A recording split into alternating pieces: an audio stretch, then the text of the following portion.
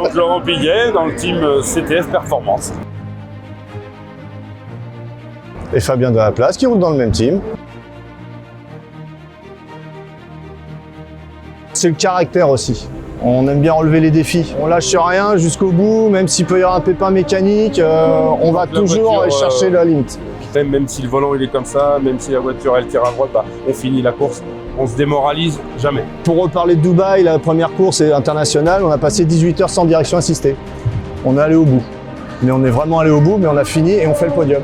Donc ça nous a appris à ne jamais rien lâcher et on se tient les coudes et on se soutient tout le temps. Donc on travaille ensemble depuis de nombreuses années, très nombreuses années. La voiture, on y est venu parce qu'on sponsorisait un des pilotes, Nico. Il nous a fait essayer et là on a été piqués tous les deux. On s'est pris au jeu, Nico nous a formés et on a débuté les championnats comme ça depuis 7 ans.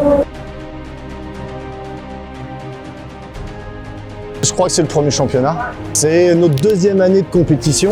On arrive à gagner ce championnat avec Nico, tous les trois, malgré un gros crash que Laurent a subi au début de la course. On a vraiment cravaché toute la nuit et on arrive à gagner le championnat à 2 heures de la fin. Chez Fabien, la générosité, et dans son ensemble. C'est quelqu'un qui partage tout et qui fait profiter tout le monde et qui est généreux, généreux dans son comportement, dans ses actions, dans ses intentions auprès des autres. T'es gentil ça mon Par rapport aux gens qu'il aime bien. Parce que sinon... Je peux lui faire un bisou. Laurent, c'est son acharnement à aller au bout des choses. C'est un mec qui a bientôt la soixantaine et qui on pourrait lui en donner 15 de moins quand on est en compétition et il lâche rien, il faut toujours qu'il aille au bout des choses.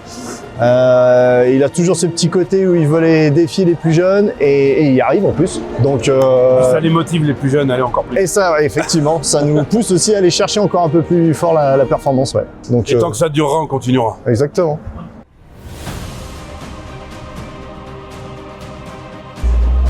Oui, mais pas toute la saison. Faire une compétition seule, oui, mais j'aurais toujours besoin de faire des courses et de les faire avec Lolo. Voilà. On roule ensemble depuis le début, on fait de la course d'endurance. Là, on est dans un championnat où on est vraiment sur la partie sprint. Le fait d'avoir du temps de roulage, on aimerait rouler seul, possible ou pas, mais d'avoir toujours ces quelques courses en plus. On peut partager le volant et avoir toujours ce côté endurance où il y a de la gestion. Il faut tout donner jusqu'au dernier moment. J'aurais besoin de le partager toujours avec Lolo. Ouais.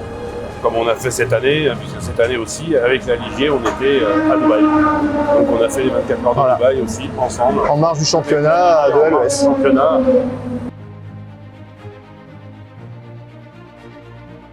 Moi, je trouve que c'est une très bonne voiture qui est alors facile à prendre en main, ça on l'a déjà dit plusieurs fois.